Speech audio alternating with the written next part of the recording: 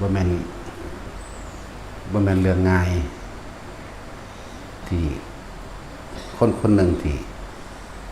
เสียสละทุกอย่างเพื่อผู้อื่นใดต้องใส่ธรรมะอุมมคะคือความอดทนและความพยายามอย่างแรงกล้าในการที่สินำธรรมะคำสอนความจริงออกมาเผยแผ่ให้แก่หมู่สรรพสัตว์ผู้คนทั้งหลายคำว่าสรรพสัตว์นี่ร่วมทั้งเบิดนั่นแหละมนุษย์แล้วก็อมนุษย์มนุษย์ก็มีเทวดามั่งหมู่นาคมั่งหมู่ภูมิมะลุกขะมั่งบ่แม่นเรื่องง่ายเด้ที่คนคนหนึ่งที่ใส่ความศรัทธาอย่างมั่นคงแล้วก็ปัญญาตามความจริงเอาความจริงรอดรู้ในสิ่งทั้งหลายทั้งปวงเป็นปัญญาแล้วก็มีความเพียรพยายามทั้งเพียรวิริยะอุมมัคคะธรรมะโอ้มันธรรมดาเป็นแม่นพวกนักจินตนาการเอาได้ลงมือปฏิบัติจริงกระทำจริงหรือว่าพยายามที่นำความจริงโดยทำออกมาแสดงคือมันต้องอดทนโดยบ่ต้องทนคือมันต้องรองรับหมายถึงแรงกระทบได้ทุกอย่างพวกนั้นค่อยถ้าตำหนิหรือว่ากล่าวตู่ใส่ร้ายและทำร้ายนั่นเยอะมีมากๆจังซี่พวกที่บ่รู้ความจริงอยู่ตามบ้านอยู่น้ำผัวอยู่น้ำเมียก็ค่อยทำลายอยู่ตลอดพวกอยู่ต่อหน้าตรงหน้าเฮานี่เดี๋ยวนี้ก็มีคือกันค่อยที่สิทิ่มแท่งถากถางหลายอย่างนะแต่จังว่าบ่แม่นง่ายเด้อการที่สิลงมือเสียสละเพื่อผู้อื่นตลอดทั้งเรียกว่าแต่สิพูดถึงว่าสมัยที่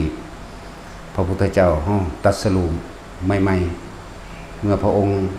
ระลึกถึงถ้ำที่พระองค์ตรัสรู้แล้วเกิดความท้อถอยพระทัยเลย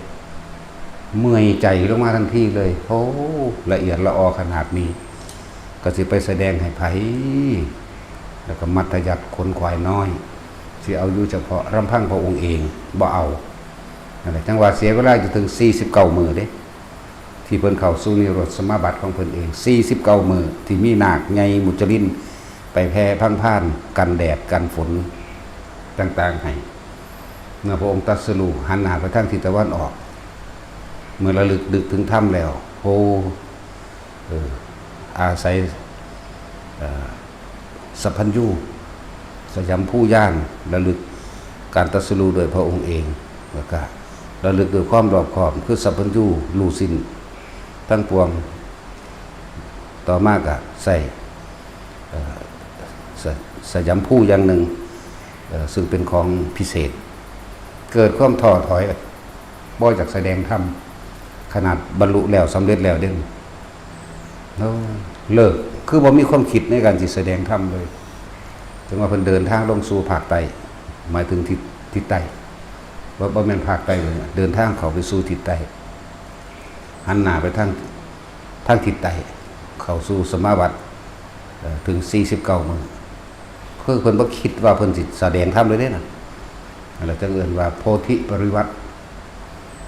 โพธิปริวัติระลึกนึกถึงความบำเพ็ญเพียรความยากแล้วก็ความ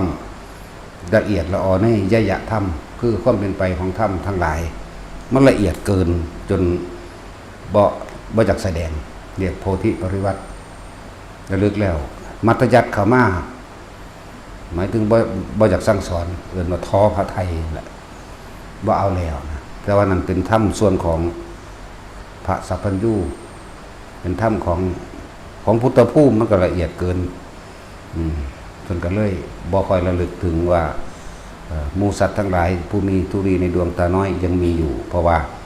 ก็ยังว่าล่ะเป็นพุทธวงศ์เป็นพุทธประเพณีก็ต้องอาศัยมีคนมาอาราธนาให้แสดงจริงแสดงเมื่อพระองค์ทำนิโรธสมาบัติอยู่จังซั่นถึง49 มื้อเดือนได้ล่ะบ่เฮาเดือนกว่าเด้เห็นบ่ สลายอาทิตย์4 5 6อาทิตย์ปุ่นเด้อเนาะหรือ7วะประมาณนั้นแหละคือว่าได้พระองค์บ่แสดงธรรมเลยในขณะนั้นเมื่อพระองค์ออกจากสมาบัติมาแล้วเท้ามหาพรหมจึงลงมาอาราธนา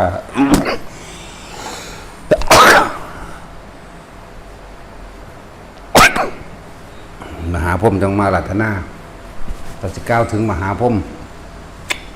ในสมัยหนึ่งที่ในเพิ่นก็เกิดน้ำกันเป็นเซี่ยวกันเป็นโมกันในสมัยของพระพุทธเจ้าพระยังล่ะพระพุทธกัสสปะองค์ต่อกันก็เพิ่นนี่แหละในการสมัยนั้น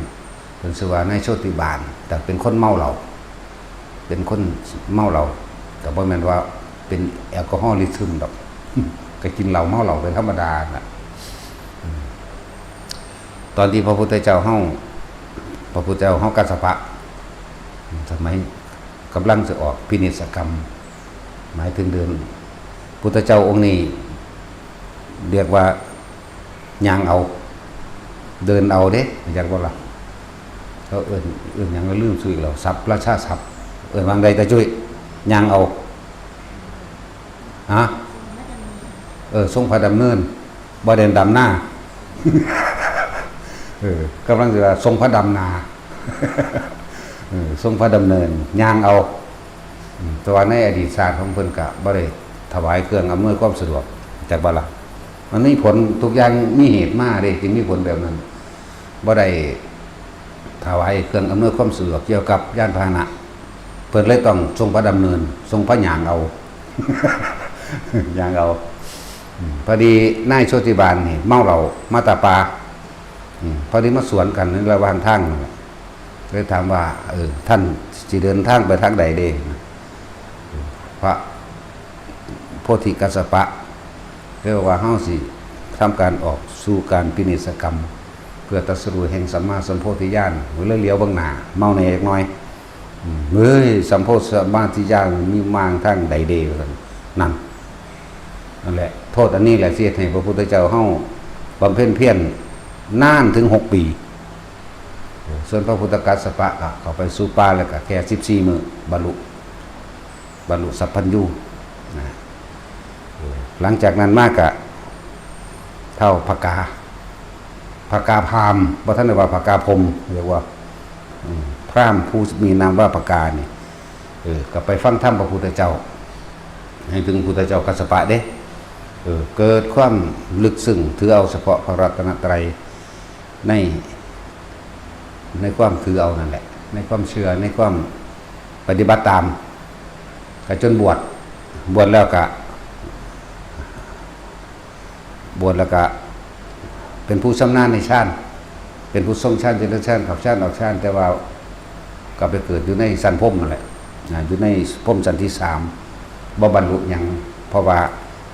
เป็นหยังคือว่าบ่บรรลุหยังก็รอบรรลุพร้อมพระพุทธเจ้าพุทธโคดมเฮานี่แหละพระเจ้าเคยบำเพ็ญมานำกันตั้งอธิษฐานปรารถนามารวมกันเห็นบ่ล่ะว่าสิเป็นสาวกซึ่งกันและกันแล้วก็ว่าสิเป็นผู้อาราธนาพระพุทธเจ้าเขาเจ้าปรารถนามาว่าจักได้อาราธนาองค์สมเด็จพระสัมมาสัมพุทธเจ้าพระองค์ใดพระองค์หนึ่งในการข้างหน้าขอให้ข้าพเจ้าจักเป็นผู้ได้อาราธนาพระศาสดาพระองค์นั้นได้ทรงแสดงธรรมด้วยเถิดได้เป็นผู้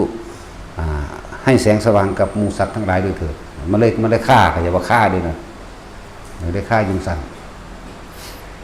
หลังจากบวชแล้วก็พยายามจะไปชักจูงชักชวนพระ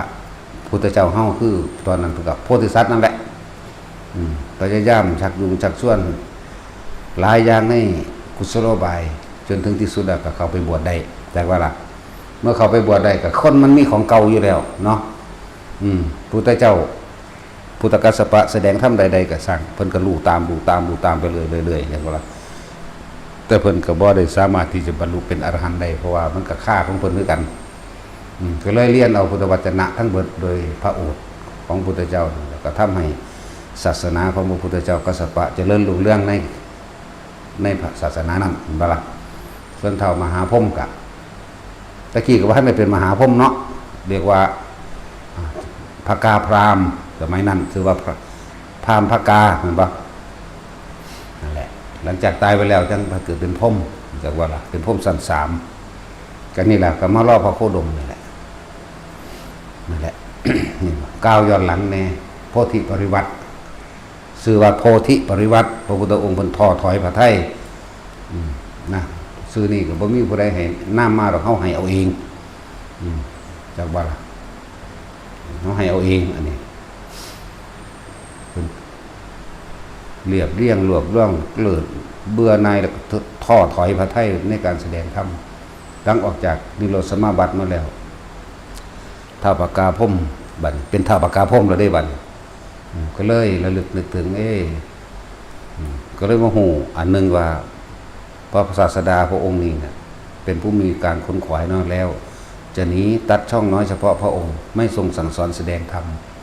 เป็นหน้าที่ของเราจะบอกการระลึกชาติใดคือกันเนาะเป็นการระลึกชาติไปโอ้เป็นหน้าที่หรือว่าเป็นพุทธวงศ์เป็นวงของพุทธเจ้าจะต้องเป็นแบบนี้เป็นพุทธประเภทนี้ต้องเป็นแบบนี้ถ้าบ่มีผู้ใดอาราธนาก็บ่อาจสามารถแสดงแล้วก็บ่แสดงธรรมนั่นแหละนั่นแหละท้าวปากาพรหมก็เลยลงมาหลังจากเพิ่นออกจากสมาบัติในตอนเช้าออกมาก็เลยอาราธนาพวกอัน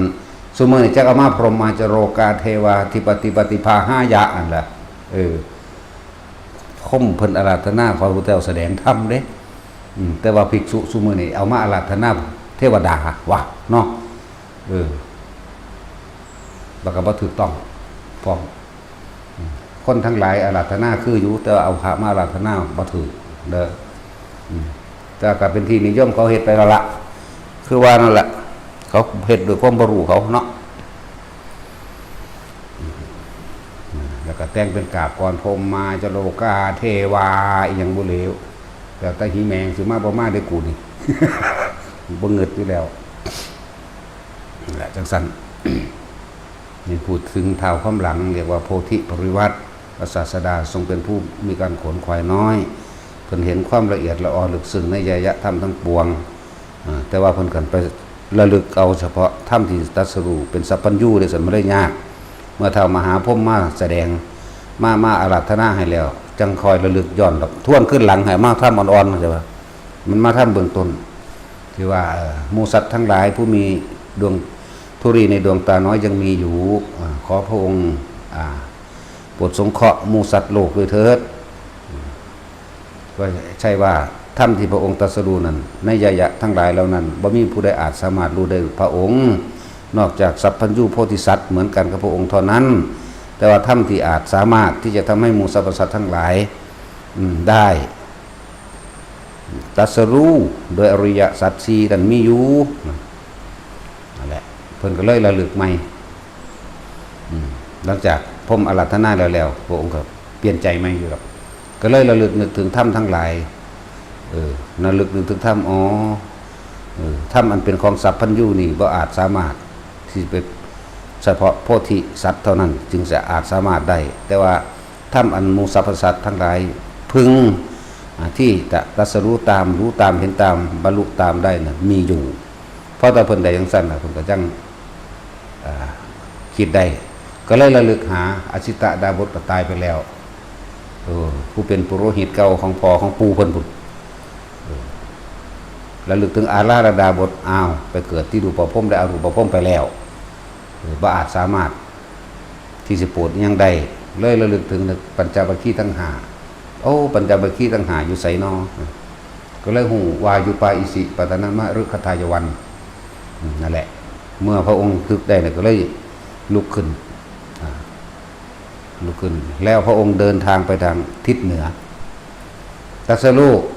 ทิศตะวันออกก็จะบ่ล่ะเข้าสู่นิโรธสมาบัติบ่เฮ็ดหยังบ่เกิดประโยชน์ต่อคน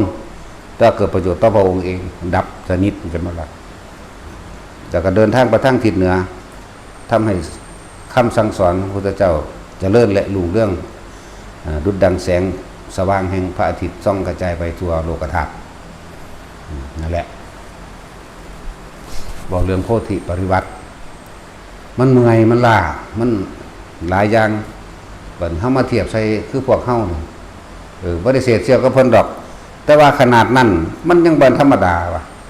คนที่เสียสละตัวเองมาเพื่อจะทำเพื่อผู้อื่นมันบ่ธรรมดาเด้ พวกจินตนาการเอาอยู่น้ำบ้านน้ำเฮือนน่ะก็เว้ามาว้อแว่ๆไปซื่อๆนั่นมันบ่ได้เสียเสียกับคนที่บ่สู่ยายจอยเด้บ่สู่ยายจอยยายคำใดพอยายนายเฮ็ดกุฏิมาตั้งแต่ปีละบ่ได้เศร้าจักเทื่อนอกจากป่วยพวกที่มาเฮ็ดอยู่นี่ตัวหลักเลยบ่ได้เศร้าจักเทื่อเมื่อยก็เมื่อยได้ล้าก็ล้าเด้ว่าท่านเศร้าจักเถื่อทุกหลังเลยพญานายในมีลายมือเราเบิดอะไรอย่างนี้ทุกหลังมืออันใดเราบ่ได้จับนั่นแหละบ่แม่นง่ายเป็นคนที่มีศรัทธาตั้งมั่นและมั่นคงในศาสนาในพุทธศาสนายายจอยจังสิก็นอกจากป่วยคือกันบ่ได้เศร้าจักมือในการปลูกผัก ปลูกผักปลูกบักฮงปลูกบักมี่ปลูกบักม่วงปลูกลิ้นจีลำไยหมักเฟืองมะไฟชะโยโหหิ้วสัตว์เบิดกับอีวึงอีวึงนี่อีวึงก็เริ่มต้นแรกมาเลยแต่เริ่มตั้งต้นตะการไทยที่ดินออกมาให้มาเป็นสถานที่ปฏิบัติธรรมใดเนี่ยอีวึงนักก็มูอีกว่าธรรมดาได้ของพวกนี้พวกทำลายโดยหอกคือปากก็มีพวกทำลายโดยวัตถุโดยอาวุธโดยการขับไล่ก่อนข่มเหงดูถูกเกาตูใส่ร้ายนักเด้ธรรมดาเนาะนั่นแหละเรามียายล่มบัดนี้ยายล่มยายหอมมื้อนี่หมู่เริ่มตัวแรกนะเมื่อกี้คนเด้พ่อใหญ่อีทแล้วก็พ่อใหญ่เขียวขี้เหล้าไปตายทั้งใดแล้ววุ่นก็เลยเศร้ากินเหล้าอยู่ดีๆเสือกไปสแตกอีกแล้วเพราะนี้อีทไม่ใช่ร้อยมื้อนี้จะตั้งคอยเริ่มมีมาเลยรุ่นแรกๆตรงนี้เบิ่งเฮาปลูกหมักลิ้นจี้บัดนี้หาบน้ำฮดเอาหาบน้ำฮดเด้จักสิยายล่มเป็นผู้หาบน้ำหาบน้ำตักเอาน้ำสางน้อยๆเอาเจาะมันสักพวกแม่น้ำสางดอกจะคิดน้ำยังละโหต้นหมักมีโหไปถากทางไปเฮากับถางคือกันแหละผสมคือกันละทางไปเฮ็ดไปเฮาก็ฮดน้ำคือกันตะกี้พวกมีเงินเราไปซื้ออันเขาเอาถิ่มไหม ต้นบักลินกี้ต้นละ20 บาทจักว่าล่ะเขาเอาถิ่มก็ไปซื้อของเก่าเขาอันบักใหญ่อยู่เท่าเดี๋ยวนี้แหละเห็นบ่ล่ะต้องมีความอดทนอย่างแรงกล้าเด้จังสามารถเฮ็ดได้แต่ละคนบ่กี่คน5-6คนเด้ตะกี้หมู่พญากองหมู่ยายเล็กจังเริ่มมีมาเรื่อยๆดอกบัดนี้จังเริ่มมีมาแล้วขึ้นตาจุ้ยก็มาหวงเมียซื่อๆเด้บ่ทันได้มาเฮ็ดอีหยังเด้นั่นหวงเมียมาวางให้เฮาพร้อมบ่อุ้ยเมียเพิ่นงามคือหยังเบิ่งแน่กวนบักม่วงกระดันเฮ้ยแต่สร้างมันยังเด็ดแต่จุยนะก็ตัดสินอีฮิปโปตัดสินมือนี่ละคอยเป็นมาบัดมันบ่แม่นเรื่องง่ายๆเด้ที่คนที่มาเฮ็ดอยู่จนว่าจนเฒ่าทุกวันนี้จนเกิดความสำเร็จได้แม่นบ่แล้วต้องอดทนอย่างแรงกล้าต้องฟ้าค่ำคารหานินทากาวตู้ใส่ลายเขามาไล่ดูเด้มันธรรมดาเด้30 กว่าครั้งเด้แต่เขามาไล่ต้องสั่นแหละแต่ว่าเฮาถือว่าเป็นยากำลังเฮาถ้าบ่มีปัญหาถ้าไม่มีปัญหาก็ไม่มีปัญญาที่จะเกิดแก้เห็นบ่ล่ะถ้าไม่เกิดการรังแกก็ไม่ออกกำลังกายเพื่อการต่อสู้ป้องกันตัวเองนั่นแหละความบ่ท้อบ่ถอยของเฮามันอยู่มึงดีเฮาบ่ปรารถนาเลยว่าสิบ่มีม่านมาขัดขวางเฮาบ่ปรารถนาเลยว่าสิบ่มีปัญหาเฮาบ่ปรารถนาเลยว่าสิบ่ป่วยเฮาบ่ปรารถนาเลยว่าสิคนทั้งหลายสิมาเชื่อเฮาพร้อมจักบ่ซั่นเด้ปรารถนาตะม่านหลายๆซะมันจังเร่งเร็วว่ะเนาะนั่นแหละจึงบอกว่าคนที่เสียสละได้ทุกอย่างเพื่อผู้อื่นมันไม่ได้ง่ายเด้ พวกเฮาบ่ทันได้ทุกอย่างปานใดดอกบ่ถึงขั้นว่าเอาชีวิตเขาแลกใส่กันเด้เพราะมันยังห่วงครอบครัวอยู่ห่วงผัวห่วงเมียห่วงลูกห่วงนั่นอยู่นะจังซั่นพวกเฮาบ่ทันได้ปานนั้นดอกนะตอนนี้เอาชีวิตแลกเลยมึงมามึงอยากตายโลดจักไผได้สิตายเราตัดสินมึงมามึงอยากตายจะกูหรือมึงได้สิตายอยากตายนั่นแหละสำบ่เข้ามาบัดนี้กว่าสิมาถึงทุกวันนี้เสียสละขนาดเดต้นไม้ทุกต้นเฮาได้หาบหดเฮาเองก็หาบคือกันหดคือกันทุกตื่นแต่ดึกๆก็ตี3เลยหดต้นไม้ธรรมดาขุดปลูกเองไปเลยเฮ็ดไปเลยถางเองเลยน้ำปลาน้ำหม่ำนี่เงินก็บ่มีจักบาทเด้สร้างโดยมือเป่าเด้นั่นแล้วมือเป่าเด้แต่ละคนนั่นน่ะมักจกกับเบี้ยวๆคือกันล่ะกับยายล่มทางปลาไปน้ำกันยายล่มไห้น้ำก้นขึ้นธรรมดาว่ะยายล่มเข้ากันตลกอยู่แล้วยายล่มเจ้าหิวเข่าบ่วะเราเหลือใจทั้งคนมาไล่ทั้งเห็ดนั่นแหละแล้วก็มีพี่น้องยายตุ้ยพวกยังล่ะตาบานของมื้อนี้แหละตาบานแต่ยังแน่เสริมเข้ามาแน่ทีละเล็กทีละน้อยก็เฮ็ดไปส่วนสิมีมือใดๆวันธรรมดาเด้ให้ภูมิใจพวกที่เป็นต้นฉบับพวกที่ต่อสู้นะแล้วมันก็เสริมเล็กๆน้อยๆเฮ็ดก็เฮ็ดแบบย่านเขานะบ่คือเฮาเด้เฮาวัวย่านไผได้ในโลกนี่โลดเด้นำไปเลยเด้บ่สนใจเด้แผ่นดินนี่แหละคือบ้านของเฮาแผ่นฟ้าน่ะคือหลังคามุ้งให้เฮาเด้ตายมื้อใดก็ทิ่มมื้อนั้นด้วยบ่ได้สิเอาไปเฮ็ดปลาแดกเนาะอะไรจังว่าเฮ็ดไปก็เขาจังคอยมีมากยายเกี่ยวขี้เขี้ยวแน่บัดเพิ่นก็มาอีบูดแน่ทั้งเห็ดทั้งบูด อีเตี้ยแน่อีเตี้ยหมาเรียดากคือกันกับหมาอีเตี้ยมันผัดผากจากกันได้คู่แฝดเนาะ สั่นแหละจังคอยซึมเข้ามาเลยได้พวกนี้นั่นแหละบ้านนี้พวกเฮาเบิ่งเอาเด้อจะติดแอร์บ่เนาะบ่ยังอยากน้ำเย็นบ่เนาะบ่มีเครื่องซักผ้าบ่น้ำบ่แซ่บบ่สะอาดบ่เสื้อผ้าตัวเดียวซักใส่เครื่องอันปั้นผ้ากุ้งลังอันเสื้อมันก็แรงหน่อยๆนั่นแหละเบิ่งเด้อเบิ่งความอดทนของผู้เขาเจ้าเฮ็ดมาโอ้ยมอดหลายโอ้ยปวกขึ้นก็สิบ่ป้องกันเอาเองบ่เนาะพวกเขาเฮ็ดมามันนี่คืออยากให้เทียบอย่างหนึ่งว่าเพื่อให้เกิดความอดทนในตนเองเด้อเฮานี่มาเอาผลมันซื่อๆเด้เฮาให้แค่เอาผลมันหลวงพ่อนี่ฮดน้ำต้นไม้อยู่หลายปีอยู่ได้3 ปีซื่อเด้แต่เด็กๆพุ่นซั่นใส่ติ้งก็แตกไปกูก็ลากสายยางใส่บ้านนี่ล่ะ30-40 เมตรพุ่นลากไปพี่จะจากหัวตัวแตกไปมันบ่ไหวตาสินก็เอาไปปัวตาสินตาคูนตาจุ้ยนี่แหละพูดถึงว่ามันต้องมีความเสียสละพวกเฮาเนี่ยมันแค่ส่วนตัวเองหนึ่งเด้พวก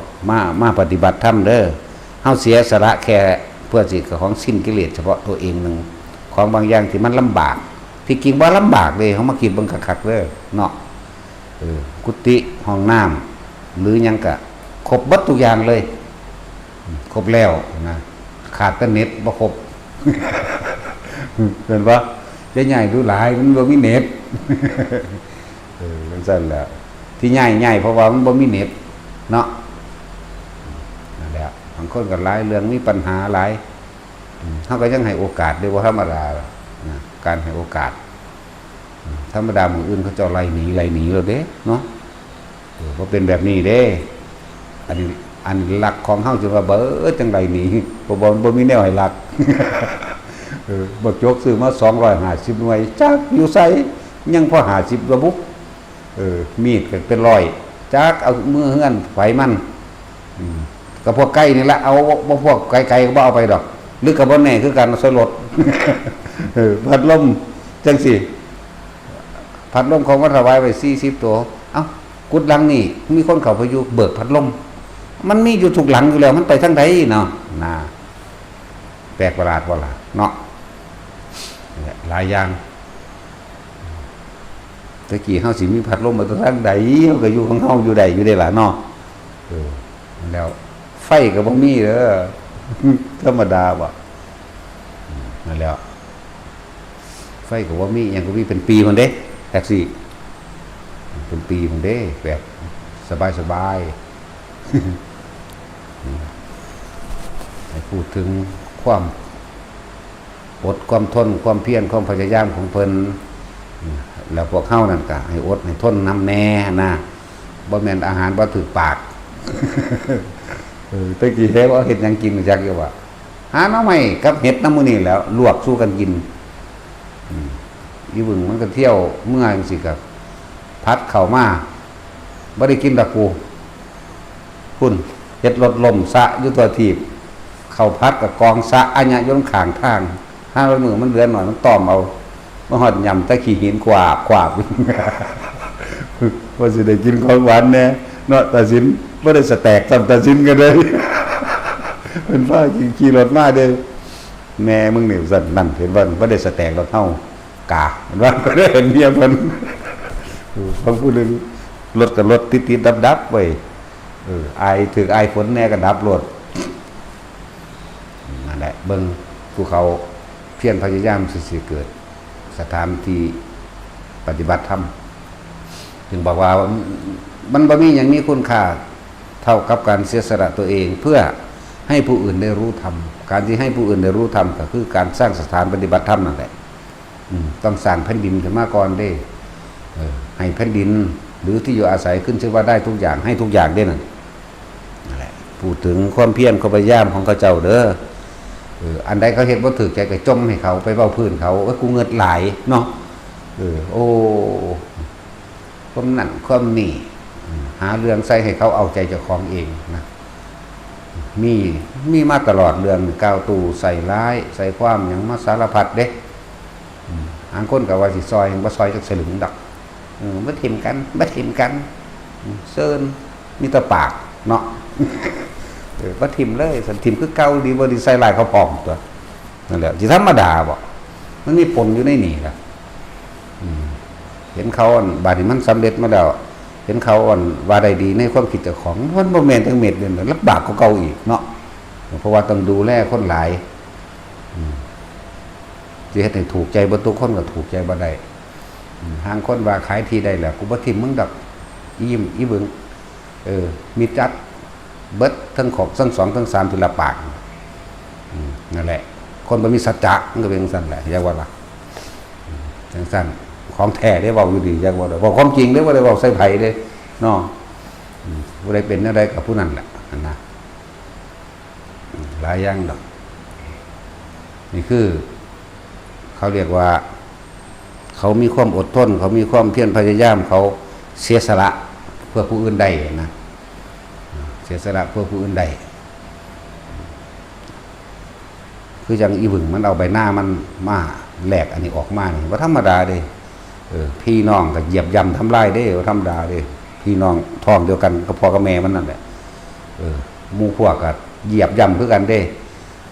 บางพวกก็รับปากหมู่บ่ทิ่มเนาะขนาดหลวงพ่อบ่หนีก็ยังบ่ชื่อว่าหลวงพ่อหนีทั้งแล้วศาสตร์หลวงพ่อหนีกับตายเนาะแล้วเลยนั่นแหละชื่อไว้ไผก็ดีที่ว่าดับปากเขาความนั้นความนี้ถ้าหลวงพ่อตายนี่อีนั่นช่วยผู้เดียวช่วยยังไงเลยล่ะถึงสิคันผูกคอตายเลยก็ได้เนาะนึงตายกับหนีนี่แล้วเลยแต่ขนาดเฮาอยู่เนี่ยเฮาก็ยังหมู่ยังเห็นก็ว่าเฮาเอาอกเอาใจอย่างนั้นนี่ได้บ่เนาะห่วยเอากระสังเป็นหยังเด้อนี่กูสิเอาซะอย่างเนาะไม่ว่าได้เงินไผเด้ของความจริงระยะเวลาสิเป็นเครื่องพิสูจน์ของแต่ละคนเด้อ ระยะเวลาพิสูจน์ความมั่นคงพิสูจน์ความเพียรความพยายามและความซื่อสัตย์และซื่อตรงซื่อสัตย์ต่อตัวเองกับซื่อสัตย์กับธรรมแล้วก็ศรัทธาบ่หวั่นไหวหลักนั้นเฮ็ดจังได๋ก็บ่บรรลุได้ถ้าคนที่บ่มีสัจจะล่ะจักว่าล่ะบ่มีทางเลยผมต้องโกหกตัวเองแล้วก็โกหกผู้อื่นพร้อมพวกนี้ไม่มีความซื่อสัตย์ต่อตัวเองเหมือนกับคนที่โกหกอย่าคิดว่าความชั่วอย่างอื่นเขาจะไม่ทำเห็นบ่นั่นแหละตั้งไม่ตัวบัดนี้อย่าโกหกตัวเองโกหกคนอื่นมันปานใดดอกอันที่โกหกตนเองแหละคือโกหกผู้อื่นโกหกผู้อื่นกับโกหกตนเองคือเอาเห็นบ่เพราะมันร่วมเกิดจากเจ้าของเองนั่นแหละ จังว่าเขาเฮ็ดอีหยังบ่ถูกใจก็อย่าว่าเขาหลายสิว่าเขาสิมีมือนี้ได้เนาะพวกนั้นหลายคนที่ดอกที่มาจากทางอื่นมาว่ามาตำหนิความนั้นความนี้เห็นบ่ล่ะระลึกลงเด้อบาดสำนึกสำเนียกเข้ามาสู่ตนเองตัวเองบ่ได้มีปัญญากล้าขนาดนั้นจังได๋สิมากล้าเสียสละคันนี้ได้เห็นบ่ล่ะนี่คือเสียสละเพื่อผู้อื่นแม้กระทั่งชีวิตก็ให้ได้เด้นะ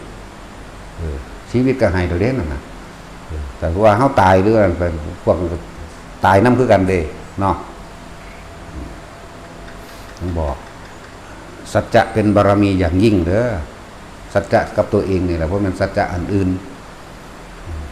สัจจะตัวเองโกหกผู้อื่นก็คือโกหกตัวเองโกหกตัวเองก็คือโกหกผู้อื่นเห็นไหมล่ะนั่นแหละเป็นสั้น คนบ่มีสัจจะอย่าเข้าใจว่าสิสำเร็จหยังต้องกลับขึ้นไปแก่ซะก่อนแม้นั่นนับเป็นกลับเป็นกันเป็นอสงไขยก็ได้กลับขึ้นไปแก่ตัวเองแม้คนผู้นั้นสิผ่านพ้นเขานิพพานไปแล้วแต่ว่าตัวเองก็กลับไปแก่ตัวเองอันนี้แน่นอนอยู่แล้วนะนั่นแหละมีผู้เตือนสติพวกค่อยตำหนิค่อยนินท่าค่อยเกาตูค่อยใส่ลายเห็นบ่ล่ะตอนนี้อันใดบ่สะดวกสบายก็เฮ็ดเอาเองในจักน้อยนะแค่อันมอดมันเจาะใหม่ขึ้นมานี่ก็ยากเนาะยากเด้มอดเจาะจังซั่นจังซี่มีเวิร์ดอยู่บ่สบายโอ้ยจังสิเขาไปเอาใจยังพิเศษยังกระดอได้บรรลุนิพพานนี่เขาได้อยู่บ่เนาะอันพวกตำหนินี่นะแม่นบ่นี่ผู้เลยว่าอยากให้ทุกคนอัตโนโจทยัตตานังน้อมเข้ามาดูตัวเองเตือนตัวเองจนเตือนตนด้วยตนเองเถิดเข้าใจว่าล่ะคนอื่นสิเตือนเป็นแสนเป็นล้านครั้งก็ช่างตัวเองเตือนตัวเองนั่นแหละมีค่ามากคือมันสำนึกได้คำว่าตัวเองเตือนตัวเองเตือนตัวเองกูจะไม่ทำอีกเหมือนว่าล่ะแต่ผู้อื่นเตือนมันสิใบเบียงได้ออกตัวคนนั้นก็มีเนาะใบเบียงแก้ตัวแก้ตัวมันจะบอกได้ทุกได้ภัยถ้าแก้ไขได้ทุกอย่างอะไรบ้างแก้ไขใจตัวเองนะแก้ตัวได้ทุกได้โทษได้ภัยถ้าแก้ไขที่ใจตัวเองก็ได้ทุกอย่างคือความสำเร็จมันยอมรับความจริงว่าตัวเองผิดนะว่าสั้นนั่นแหละหลายอย่างที่พวกเขาปัญญาเขาบ่ถึงหรือความสมาธิเขาบ่ถึงที่เราเรื่องโพธิปริวัติมั่งมันบ่ธรรมดาเลยอันดังสิขนาดพระพุทธเจ้าเขายังท้อถอยในการที่สั่งสอนแสดงธรรมเนาะเมื่อเพิ่นตรัสรู้ใหม่ๆพระองค์ต้องเข้าสู่สมาบัติอยู่ถึงเดือนกว่าๆเนาะนั่นแหละเสียเวลาขนาดใดบัดนี้ถ้าพระพุทธเจ้าแสดงเป็นเดือนกว่าโหคนบรรลุมรรคผลบักหลายด้วยนั่นบ่นั่นแหละนั่นแหละจังว่าเมื่อเท่ามหาพรหมลงมาอาราธนาแล้วเพิ่นองค์จังแสดงธรรมก็ระลึกถึงปัญจวัคคีย์ทั้ง5อยู่ที่ป่าอิสิปตนมฤคทายวันในการแสดงธรรมในมือนั้นบัดมีคนบรรลุพระโสดาบันเพียงผู้เดียวเบิ่งดูนะเป็นตาน้อยใจบ่คนไหมเนาะแต่ว่าหมู่เทวดานั่นบรรลุธรรม18โกฏอยู่ก็รวมทั้งถึงมหาพรหมนั่นเองเข้าใจบ่ล่ะมหาพรหมนี่เทวดาบรรลุถึง18โกฏแต่คนผู้เดียวนั่นบรรลุ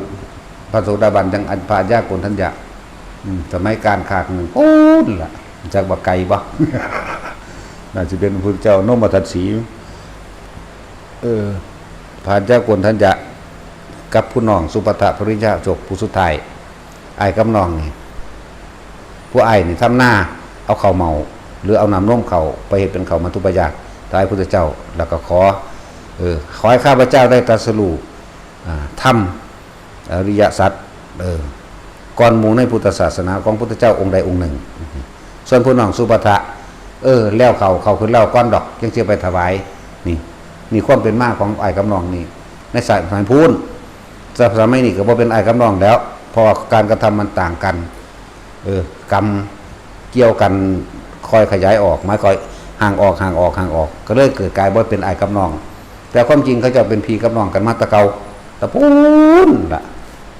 นาทีอสงไขยแสนกับล่ะไก่ปะไก่ตัวเนาะมันธรรมดาเด้มันเนินชาเพราะว่าตัวเองเสียสัจจะเองเด้การเนินชาแล้วคนตกต่ำลงไปนั่นอีกก็มีบัดนี้นั่นแหละหลายตกต่ำแต่กราบไปแก้ความสัจจะตัวเองไปแก้สิ่งที่ตัวเองเคยพูดเอาไว้กับใจตัวเองนะหลายคนอยู่ดอกที่มานี่บ่ถือใจจมให้ผู้นั้นจมให้ผู้นี่เนาะไปนินท่าเขาเด้นั่นแหละอยู่ในนี้แหลมสำนึกอยู่ดอกอยากอายบ่บู้หรอวะเนาะ อาจจะอยากอายอยู่หรือสิออกซื้อบ่นอเนาะ รถพรยังเปิดเผยได้เนาะโอ้ยเลี้ยตนเอาไว้สักวันว่าท่านได้ว่า ยังเลี้ยตนอยู่เด้นั่นแหละวันนี้จะหาว่าให้ผู้อื่นตัวเองไม่ได้เสียเสี่ยวซ้ำนั่นบ่ล่ะจะหาว่าให้เขาความนั้นก็มีหลายแต่แน่จริงก็ว่าสร้างเอาเองคือเขาเนาะในทั้งสั้นแหละนี่คือเตือนไว้ให้ดูตัวเองไม่ได้เสียเสี่ยวเขาเลยนะดังหนึ่งในมือที่แสดงธรรมพุทธเจ้าแสดงธรรมเทวดาทั้งบรรลุร่วมแล้วบรรลุอรหันต์18 โกฏคือบรรลุอรหันต์18 โกฏเพราะว่าอย่างมีเหตุอย่างมากจึงสามารถบรรลุใน18 โกฏได้เพราะเขาจะสั่งสมมาเรื่อยๆเข้าใจว่าล่ะแต่ที่เทียบอย่างนึงคือพวกเขากำลังสั่งสมอยู่เดี๋ยวนี้แหละอาจจะไปบรรลุในศาสนาของพุทธเจ้าอีกองค์หนึ่งข้างหน้าเนาะบางคนก็บรรลุตอนนี้บางคนก็อาจจะไปบรรลุในพุทธเจ้าองค์หนึ่งในภายภาคหน้าเพราะว่าเขาสั่งสมสติสั่งสมปัญญาไว้แล้วจากการได้ยินได้ฟังเพื่อเดินมาสุตตมัญญปัญญาเข้าสู่จิตใจเอาไว้แล้วแต่ว่าหูอยู่กรุงเทพบ้านใดนะมันบ่ได้ถึงเขื่อนถึงขีดมันกับมันติดข้างค่าขัดในสัจจะตัวเองมั่งกับบารมีอย่างอื่นบ่ท่านเสมอภาคมั่งธรรมดาแล้วบารมี10ต้องเสมอกันเด้ท่านก็มีเสมอศีลมีเสมอปัญญาวิริยะขันติสัจจะอธิษฐานเมตตาอุเบกขาเสมอรวมแล้วเป็นมัชฌิมาหมายถึงเสมอกันเป็นกลางเท่ากันบ่มีอะไรยิ่งยวดก็กันเด้เข้าใจว่าล่ะบาดนี้มันไปฆ่าอันนึงท่านบ่สมบูรณ์แต่กลับไปท่านใหม่เวียนเกิดเวียนตายไปท่านใหม่ศีลบ่สมบูรณ์กลับไปศีลใหม่สัจจะบ่สมบูรณ์ปัญญาบ่สมบูรณ์เข้าใจว่าล่ะเนี่ยไม่ธรรมดาได้ปฏิบัติอันตัวนี้มันต้องกลับขึ้นไปมันจะคำว่าปฏิบัติบ่วันคือพระพุทธเจ้าเพิ่นระลึกขึ้นหลังเลื่อนว่าโพธิปริวัตินั่นแหละเพิ่นท่วนขึ้นหลังเพิ่นท่อพระไทยทั้งสั้นละเพิ่นท่อเพิ่นเมื่อยเพิ่นจะเป็นผู้คนควายน้อยอย่างว่าแบบนี้พวกเข้ามาพบมาเจอแล้วก็เฮ็ดเอาเนาะอย่าไปตำหนิผู้อื่นอย่าไปเบิ่งผู้อื่นเถอะดูตัวเองดูความคิดตัวเองดูความรู้สึกตัวเองทั้งสี่คิดเบิ่งผู้เขาเจ้าเสียสละในด้านการก่อสร้างวัตถุตั้งท่านต่างๆคือพญานายและหมู่พวกสมชายแน่สมือนี่สมชายก็มาที่หลังพวกนี้เนาะมาเรื่อยๆคือว่าหลังก็ส่งเสริมกันมาเรื่อยพวกต้นฉบับแน่ก็บุละส่วนยายจอยยายคำใดกับปู่บักฮงปู่บักม่วงปลูกอยู่ส่วนแหละเป็นตะป่วยเด้อบ่ได้ไปเฮ็ดยายล่มก็คือกันเซ่อยู่ว่าสั่นบักฮงน่ะง้อยายล่มก็เลยบักมีก็คือกันกระตุกกระตุดกระตุดกระตูดไปอันใดสังเกตว่าเด้อบักฮงอันบางใดว่างามอันเป็นหน้ากระปุกกระปูดน่ะเป็นเบี้ยวๆเป็นคือกระดันยายล่มปลูกมันมีก็คือกันปุ้มๆตั้มๆขึ้นยายล่มนั่นแหละ ปลูกก็จะล้มหาบนำหัวพร้อมเด้แต่เล่นตัวนึงอย่างนี้หล่อนึงเก่าเดี่ยวพร้อมเวลาอยู่เข้ากันก็จะล้มพอดีเวลาเล่ากับยางเอียงๆสลิงเองละเซ็กเล็กไป แต่จากหัวตัวเข้ากันกับหล่อพูดถึงเขาเพี้ยนพูดถึงเขาเสียสละตัวเองเด้อแล้วพวกเขาเสียสละอย่างแค่ว่ามาอยู่แล้วตั้งใจในการสังเกตความผิดในการละกิเลสละความอยากละอุปทานละความหยุดของเจ้าของเองเด้มีเหตุแค่นี้นึงเด้มูพระภิกษุสงฆ์ก็เหมือนกันก็ให้แค่นี้นึงบ่ได้ไปอิหยังมากมายบ่ได้ให้ไปเฮ็ดอิหยังตั้งใจบำเพ็ญเอาเองเจ้าของเลยนั่นแหละบ่ต้องไปว่าให้ไผนี่คือระลึกเบิ่งเดินว่าเตือนสติระลึกเบิ่งระลึกตัวเองความผิดความถูกความพลาดความยั่งก็แล้วแต่ระลึกเอาหลายคนดักบางคนกับเจ้าเล่ห์ม่านยาว่ากูสิซอยมึงดอกว่าซอยยังดอกซอยตัวเนาะถึงสั่นได้หลายอย่างถ้าฮักสิเว้าถ้ามันอยากเบามันก็เบาเด้เนาะแต่ว่าท่านออกซื้อเด้มันจะสั่งคือยังไงเด้เขากวนตีนนอตาซินกูไม่ใช่คนเด้สั่นแหละแต่ว่านี่คือเตือนว่ากว่าจะเกิดตรงนี้ขึ้นได้เขาจะเสียสละทั้งทรัพย์สินแรงกายทรัพย์สินเป็นของภายนอกแต่ตัวสำคัญมันแรงกายเด้พอแรงกายกับแรงใจมานำกันถ้าบ่มีคนสร้างมีแต่พวงเงินให้บ่มีผู้พระเหตุมันจะเอาหยังมาสร้างเนาะทั้งสั้นแล้วตัวสำคัญได้อรรถรสแห่งธรรมรสใดสิเสมอโดยรสแห่งธรรมบ่มีอีกได้อรรถรสหมายถึงประสบการณ์ชีวิตในความทุกข์ยากลำบากในความเหลือใจก็มีคือใจลมแล้วเหลือใจแล้วให้ไปน้ำกลเฮาก็ฐานโปว่าปล่อยใจลมก็ให้ไปน้ำกลเด้พอเราหิวข้าวเพราะตอนนั้นก็บ่มีข้าวกินบ่ต้องพูดถึงกาแฟเด้อบ่มีกาแฟบ่น้ำร้อนบ่อย่ามาเว้าบ่มีดอกสั่นแล้วทุกวันนี้เอากาแฟไปถึงไปบ่ได้กำเอาเบิดแต่อยากหัวเงียงตัวนั่นแหละคนเฮาจำสำเร็จได้กันศรัทธาตั้งมั่นบ่หวั่นไหวคือเอาธรรมเป็นใหญ่อยู่แล้วศรัทธาในธรรมเด้ศรัทธาในความจริงศรัทธาในพระพุทธเจ้าศรัทธาในธรรมคำสอนปัญญารอบรู้และรู้ให้มันรอบกับสิ่งทั้งหลายทั้งปวงตามความเป็นจริงเด้ทำสิ่งนี้จึงได้สิ่งนี้เด้บทสัมพันธภาพหรืออิทัปปัจจยตาพุทธภาษาพระเจ้าว่าอิทัปปัจจยตาเพราะสิ่งนี้มีสิ่งนี้จึงมีวางอันนั้นเอื่นว่าบทสัมพันธภาพกระทำสิ่งหนึ่งย่อมมีผลสิ่งหนึ่งเกิดขึ้นเป็นเครื่องรองรับเพราะไอน์สไตน์มันว่าสัมพันธภาพมันบ่ล่ะมันก็เอาอดีตไปเฮ็ดปรมาณูจักว่าล่ะมีการต่อกันกับปฏิกิริยากันกับอากาศเป็นอนุมูลอิสระแห่งธาตุต่างๆเนาะโอ้เลยเถิดตะกูบังหัวจักฮอดอันเบิร์ตไอน์สไตน์เนาะหัวจักคงแล้วมันยังสิบ่จักมันไปเกิดอยู่ไสกับหัวจักเลยนี่บ่ได้นรกเด้อรูปภพมันธรรมดาเด้จักว่าล่ะเขาคิดว่าโลกนี่เป็นของเปล่านั่นเด้อย่าว่าว่างอย่างยิ่งเลยแต่ว่าไปติดในความว่างยึดในความว่างก็เกิดเป็นอรูปภพได้อสไตล์แต่ว่าเบิดอายุของมันเด้ไปไสบัดฮู้จักบ่ล่ะวู้สั้น8มหาวิกี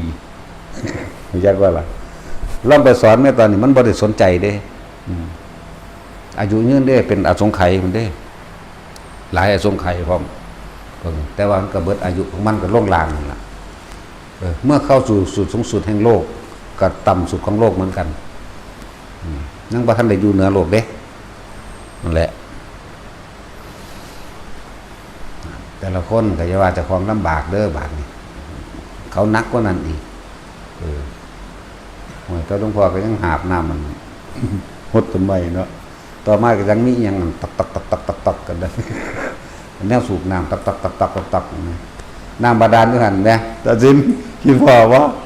แปลงฟันอยู่ตั้งแต่ยังสิไปอันบุระออกมาเป็นโอเล่อยู่ เป็นน้ำบเล่อยู่ก็ไหลลงค่อยหากออกกระวี่ตัวถึงว่าแม่น้ำมียังละอาบแมงเลย แปรงฟันเลยเสร็จแล้วบ่ได้สะอาดแบบนี้เด้เขาเดียวที่หามือเขามาไล่อีกแล้วยายจอยก็ให้งุยไว้ตรงเขามีฟันหัวก็บ่เป็น คือว่าตอนนั้นว่ามีมีดเนาะตอนนี้ปืนยิงแมงโดนมารถบาดมันอยากตาย นั่นแหละจึงบอกว่าลดแห่งถ้ำลดศาสตร์แห่งความกระทบสัมผัสรู้สึกเฮาสิได้ยังหลายๆอย่างในการกระทำของพวกเฮาสิต่อสู้สิฟ้าฟันมาเนาะเดี๋ยวเอิ้นว่าลดแห่งถ้ำเดี๋ยวลดแห่งความจริงที่ตัวเองกระทบมานะเฮาผ่านจากความอดทนเฮาท่านกำลังแรงกายแรงใจเบิดทุกอย่างแล้วเฮาก็ผ่านความอดทนมาพร้อมความเพียรความพยายามความกล้าหาญความบากบั่นจะให้สิผ่านเข้ามาจุดนี้ได้เดินว่าบาดนี้ซัมมุนี่เรียกว่ามันเลยเป็นของเล็กน้อยบ่กระทบกระเทือนอหยังเข้าเลยนะบ่ล่ะแต่ที่จริงพอเฮ็ดมาก่อนนี่ถือเขายิงอยู่หลายหม่องอยู่เด้อันกระจอกเด้ซัมมุนี่เนาะเฮ็ดมาหลายหม่องอยู่เขายิง4เทื่อพุ่นเด้แต่ว่าบ่แม่นหม่องนี้มันบ่ยิ่งยังแมงดอกสร้างสรรค์เนาะก็เลยสอนเพื่อให้พวกนี้ได้รู้สัมผัสได้รู้สึกในประสบการณ์จริงๆมันกว่าคนสิเข้าถึงถ้ำใดกว่าคนสิรู้ความจริงได้มันก็ต้องทานเหตุการณ์จริงประสบการณ์จริงมันบ่ล่ะนั่นสั่นแหละเรื่องว่ารสใดจะเสมอด้วยรสแห่งธรรมไม่มีดอกหมายถึงรสชาติความจริงของชีวิต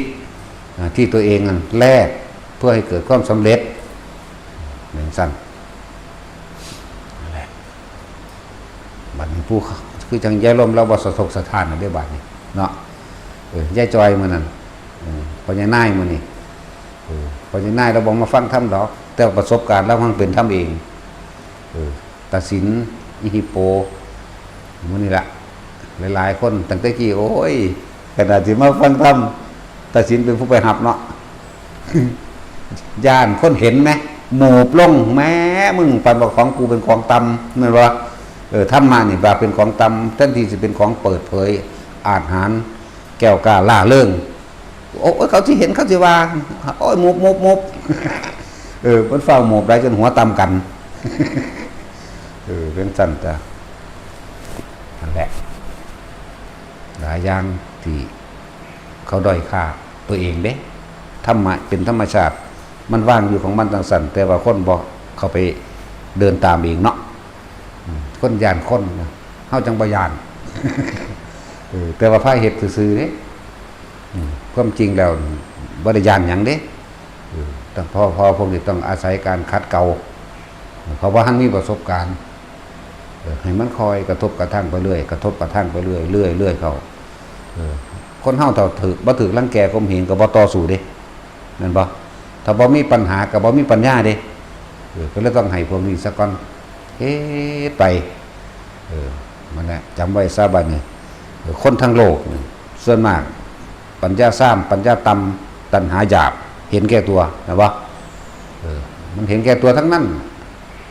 รังแกใส่ร้ายก้าวตูและข่มเหงหลายๆอย่างมันบ่ล่ะนั่นแหละทำมาเฮาได้เรียนรู้แล้วแต่สิมียังสิมีค่าเท่ากับทำเฮาก็เอาชีวิตสละใส่ตัวบัดนี้เนาะอันแล้วสั้นๆแหละพวกเห็นอย่างอื่นสำคัญกว่ากับไปตัวว่าต้องมาคัดมาแย่งกันเพราะว่ามึงมาร่วมบัดมึงอยากตายก็คือปลาใหม่จังซี่คือชาวบ้านมื้อนี้คือกันมึงมาโลดมึงอยากตายคือกันเบิดนั่นแหละผู้ใดมันเคยไล่กูอยากให้มาอีกอยู่บาดนี่กูจะเมียนมันก็คักเนาะพอพวกนี้เด็กรับการฝึกฝนอบรมมาแล้วพวกรุ่นแรกพวกยายล่มพวกยายจอยพวกทุกคนนั่นแหละเดี๋ยวการรับการฝึกฝนอบรมจิตใจแข็งแกร่งแล้วง่ายสาหากินซ้ำตายหนึ่งตัวตายเพราะว่าความดีตายเพราะว่าอุดมคติมันสมควรตายอยู่เด้เนาะนั่นแหละจังว่าทุกอย่างก็ได้รับการทำได้ลดแห่งถ้ำได้ผ่านความจริงจะไปอ่อนย่อมหรือคอยตามพวกคนมีกิเลสตัณหาเขาบ่ย่อมเด้ บ่ได้ยอมเลยบ่ยอมง้อบ่ยอมหยังเลยมีแต่หักคือตายไปโลดจังซั่นบ่ยอมบ่อ่อนน้อมบ่สนใจภาษาคนทำมาหากินเลี้ยงลูกเลี้ยงผัวเลี้ยงเมียซื่อเนาะเพราะฉะนั้นสิว่าเนี่ยยังสิไปมีค่าซ้ำทำนั่นแหละมันก็มีประสบการณ์มาแล้วใครก็ดีแต่ว่าสำหรับพวกเฮานี่ครับอดเอาแน่อันใดบ่ถูกใจก็ดีหรือให้เขาพาไปตลาดจังซี่ก็จะเรื่องมากหลายเขาเฮ็ดบ่ถูกใจอันใดคือจังเอาแต่ใจอยู่นะเนาะไปก็ไปเป็นเวลาแน่ก็ไปตลาดก็ดีเที่ยวไปเที่ยวมาเที่ยวไปอันเงินได้600เขาเติมมันเบิด 2,000 เด้นั่นแหละอันใดอันนึงก็เบิ่งเอาเจ้าของเองล่ะมันก็เลยว่าพวกเจ้ามาละหรือพวกเจ้ามาเอากันแน่เรามาทำอะไรที่นี่ชัดกว่าล่ะเห็นบ่สั่นเรามาทำอะไรที่นี่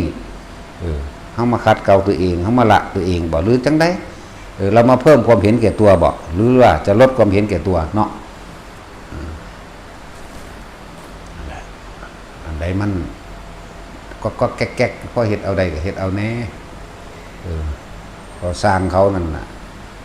ตั้งแต่มือลงมือแหลกจนเท่าเดี๋ยวนี้ว่าทันเศร้าจังเทื่ออยู่แต่เศร้าบาดตายเอาตายเท่านั้นแหละเพราะงั้นนายก็เลยจังสิได้เศร้าเนาะตายเลยโลดจังเศร้าละบัดนี้จูดทิ่มเฮาก็เลยจักว่าสิจูดไปคือกันแต่ว่าอันนี้เนาะ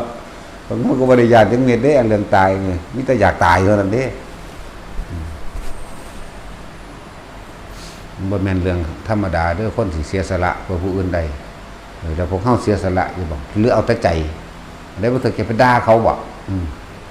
ตบปากมันโดนเด้ออีจันแหลมบัดนี้ เรื่องมากคือเรื่องพวกเต่าๆกันเลยบ่ธรรมดาเด้อันนั้นอันนี้บ่ตื่นใจสารพัดอีแหลมจันทร์แต่ว่ามันก็ฟังความลงพอนั่นแหละถ้าเฮาบ่สามารถที่จะลดตัวเองหรือสลัดความเห็นกับตัวออกมารับใช้ผู้อื่นได้อย่าหวังว่าตัวเองจะละกิเลสได้นั่นบ่ล่ะ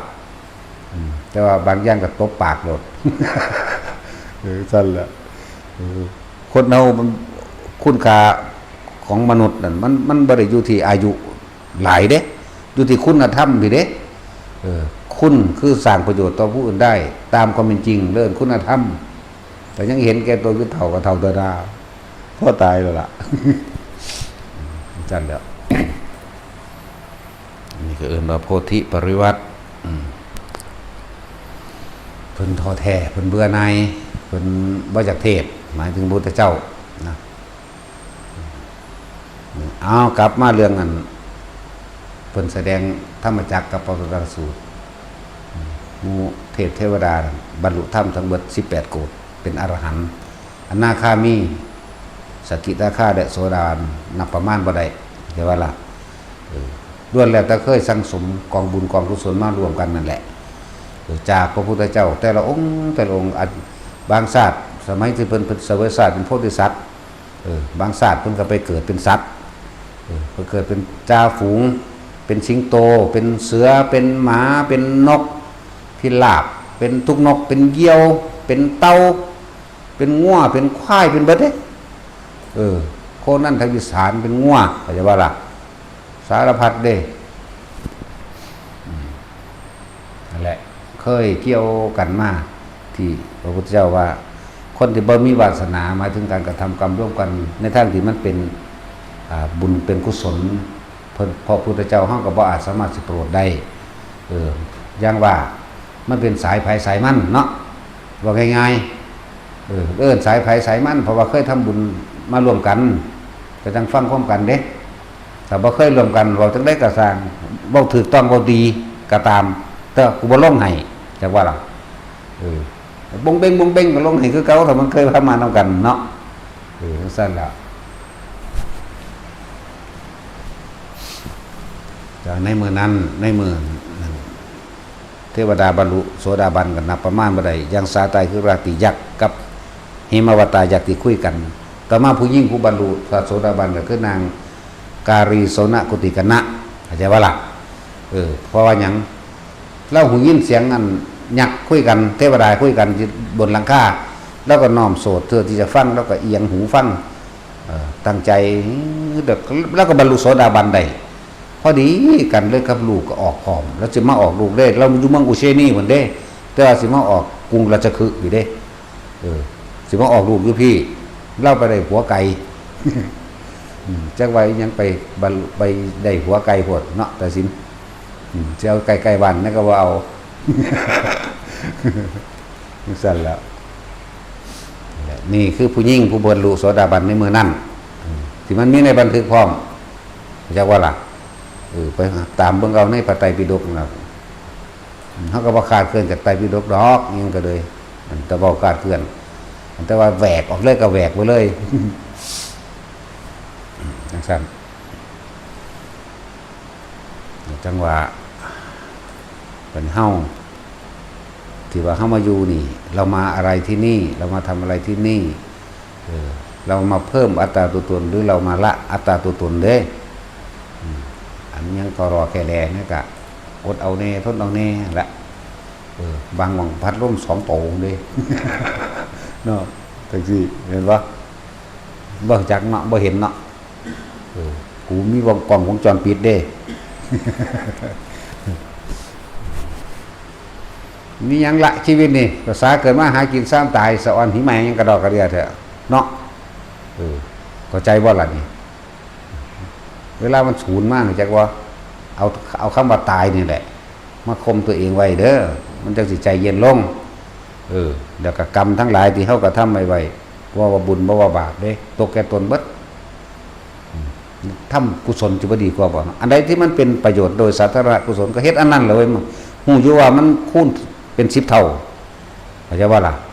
สาธารณกุศลสาธารณประโยชน์นี่เด้เป็นเครื่องเร่งรัดบารมีตัวเองเข้าใจว่าล่ะเร่งรัดกำลังใจเพื่อให้เกิดการปล่อยวางได้เร็วการทำเพื่อผู้อื่นโดยไม่หวังสิ่งใดตอบแทนเป็นเครื่องเร่งรัดเข้าใจว่าล่ะส่วนการทำเพื่อตัวเองน่ะวัฏฏะนี่ยังเขาขอนั่นขอนี่เข้าใจว่ามันจะได้หามึงอย่างนั้นน่ะทำเพื่อของต่ำตัวเกิดมาเป็นทาสสิ่งที่จะขอยืนไหมให้ร่ำให้รวยเป็นบ้าก็เป็นทาสมันเท่านั้นคือคนมีง่วอย่าไปอ้างว่ากูง่วงงามเด้อเห็นปะเพราะมันเจ้านายง่วได้แล้วน่ะแล้วง่วก็ไม่อยากได้เจ้าของมันพร้อมเนาะเจ้าของมันได้อยากได้ง่วเองได้เมื่อแล้วก็หาห้ำให้มันกินหาหญ้าให้มันกินเอาอาบน้ำให้มันเอาไว้ห่มเนาะแม่นว่าล่ะง่วบ่ได้อยากได้คนเด้แต่สินใครแน่ขายแล้วแต่สินเศร้าเป็นทาสง่วแล้วยังก็ทาสเมียเป็นทาสจนตายเจ้าสมธรรมดาแต่เจ้าว่าจากได้จะเอาไปขึ้นพ่อกับแม่เขาตัวเด้อแต่ว่าถึงแฝงพันหัวเด้พอยังโอ้ตอนมึงเอาไปมันบ่ได้เป็นจังซี่เด้เนาะเอาไปเห็นมันคือเก่าสกอนเจอมาขึ้นกูระว่านี่แปลว่าล่ะเจ้าเลี้ยงยังไงเจ้าจังเลี้ยงขี้ไล่ขึ้นกับเราเนาะพอกับแม่เขาเจ้าเลี้ยงมาผู้งามๆอยู่เด้ซ่อมเบิ่งเนาะแต่ตาสินมาเลี้ยงแล้วโอ้ยเท่อยู่วันนี้ฮิปโปขึ้นอืดนอนจ่อเบิดล่ะเจียกกี่ตมจังว่าแต่ละคนน้อมเขามาเบิ่งเจ้าของเด้ออันใดที่เฮาสมัครประทานอกุศลมันเกิดหาฮู้ว่ามันเกิดพยายามละมันให้ออกขาดถ้ากุศลมันเกิดขึ้นแล้วก็พยายามอนุรักษณาพระโพทำให้เจริญยิ่งขึ้นไปนี่สมัครประทาน4เป็นสั้นเดี๋ยวนี้เฮาก็สำรวจใจตัวของเองนะเฮาเคยตำหนิผู้นั้นเขาเคยนินทาผู้นี้เขาเคยเอาแต่ใจเจ้าของแล้วก็ก้าวตู้ใส่ลายผู้อื่นให้คนอื่นมาเอาใจเจ้าของเด้อหันเขามาเบิ่งเจ้าของจมว่าเจ้าของถูกจมว่าเจ้าของหยากจมบ่นสารพัดบ่หลวงตาเพิ่นว่ามีแต่คนมาเว้าเรื่อง ทุกข์ให้เพิ่นฟังทุกข์จังซั่นจังซี่ผัวบ่ดีจังซั่นเมียบ่ดีจังซี่ผัวติดเหล้าเมียติดนั่นติดนี่ว่าเพิ่นสิซัดขึ้นบนหาภาษาอะไรก็ในเมื่อตัวเองปรารถนาเองไม่ใช่เหรอโอ้ยมันซึ้งคือหยังเด้แม่นบ่ล่ะบัดนี้จะมาจมเด้ว่าคนโกงเจ้าของเป็นผู้ปรารถนาเอาเองเด้อเนาะว่าสิมาได้นั่นเป็นนี่แหมแล้วแม่นความเพิ่นเบิดนั่นแหละจมหาสแตกยังก็เจ้าของเป็นผู้อยากได้เขาเองไหมมาจมเรื่องเมียเราฟังบางคนมาจมเรื่องผัวเราฟังโอ้ยก็สิเล่าเว้าจังได๋เนาะก็สิเล่าเป่าเพียงผัวดีรถดอกเมียดีรถบ่แม่นว่าล่ะก็คนเราถือกันได้นั่นมึงสิจมหาสแตกมันหยังก็มึงเป็นผู้อยากได้เองนาฏศิลป์เจ้าอยากได้เองนั่นบ่หรือเขาอยากได้เจ้าสั่นแล้วสัตว์เลี้ยงคือกันเฮาอยากได้มันเด้มันบ่ได้อยากได้เฮาเด้มันจะเป็นอิสระเนาะของทุกสิ่งทุกอย่างมันมีอยู่ของมันแบบนั้นเลยแต่เฮาเป็นผู้อยากได้มันเองฉะนั้นอย่าบ่นในเมื่อตัวเองปรารถนาเอาเองเนาะคือแท็กซี่แล้วมึงเป็นหนี้มึงก็อย่าบ่นคือกันเด้ว่าผมยากมึงอยากได้รถเองรถบ่อยากได้มึงได้มันก็จอดอยู่ในโชว์รูมพุ่นเนาะเห็นป่ะล่ะอยากได้บ้านเองอยากได้รถเองนั่นเองยืมเงินใส่ตัวบ้านนี่เห็นป่ะล่ะนั่นสั่นละอย่าจมบัตรหาเงินใส่หนี้เร็วๆใส่เบิดแล้วก็เอาถิ่มปามรถเมียมันก็เลยเนาะมันบ่พามึงไปนิพพานดอกมันบ่กูสิพาไปกูสิบอกทางให้แต่กูก็เห็นให้บ่ได้เด้กูก็มีแต่บอกเอาเท่านั้นเด้เอาตอนสู้จีบกันสู้บอกกันนั่นใดแท็กซี่โอ้ฉันรักเธอนะบ่ฉันจะพาเธอไปนิพพานว่าอยู่บ่ว่าจักเม็ดเลยเผลอบ่ได้กูจะกุมเอาอย่างเดียวเนาะแต่จริงๆแล้วจะหัวเราะเขาเจ้าหั่นน่ะฝนตกลิ้นทั้งแซ่แล้วข้ามทางไปหากันแม่ว่าล่ะผีก็ย่านได้บางไปตัดสินฮิปโปกับแนมทางคือกันเด้ฝนตกลิ้นทั้งซ้าข้ามทางหากันอันพูดนึงก็เงือกข้อเบิ่งตัดสินเงือกข้อเบิ่งแต่ว่าตัดสินตัวนั้นก็มันกะก้นขาเหี่ยนก็กันเนาะขาเหี่ยนขาบ่เกินเด้อจะว่าแล่นเร็วๆเด้อแวบๆไปตัวใดก็ผู้นั้นแหละสิจีบกันมากันบ่สิพากันสร้างบารมีไปนิพพานนั่นมันคิดออกอยู่บ่เดี๋ยวนี้บ่มีเด้เนาะแต่จุ้ยจะว่าทั้งสั่นอยู่บ่เคยว่าแม่นบ่ไปจีบผู้ใหม่แล้วก็ว่าซะบาดนี้ แต่ว่าจะต้องผ่านศพผู้เก่าไปซะก่อนจังซั่นล่ะจังซั่นแหละยากคนที่มาคิดแนวนี้ออกบ่มีทางถามว่าฝังในใจอยู่ตลอดนะมันบ่ต่อเนื่องกันคนเฮาส่วนมากแล่นน้ำตัณหามันบ่ต่อเนื่องส่วนคนเขาต่อเนื่องถ้าเกิดเขาก็ฮู้โดดเด้จักบ่ล่ะเขาฮู้ถ้าเกิดพุ่นเด้แนวบ่เกิดมาเขาก็รู้โดดเพราะว่านั่นได้นะนั่นแหละ บอกเรื่องอย่างไรโพธิปริวัติเลยล่ามมาด่าตาสินด่าตาจุยแท็กซี่ไปแล้วบัดเนาะแล้วก็ด่าไปว่าทุกคนด่าพวกเจ้าก็รับเอาไปปรับปรุงตัวเองตัวเนาะ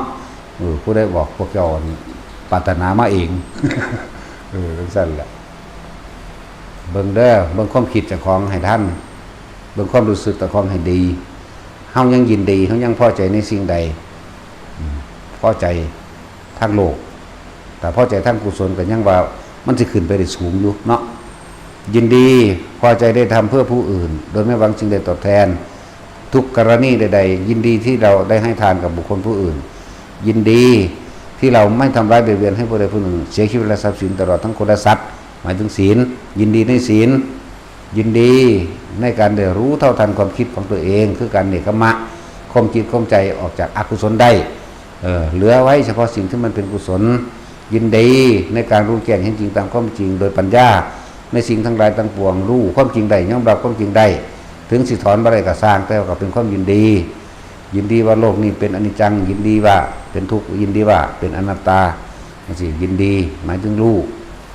ว่ารอบรู้ในกองสังขารในสิ่งทั้งหลายทั้งปวงตามก็เป็นจริงว่าปัญญา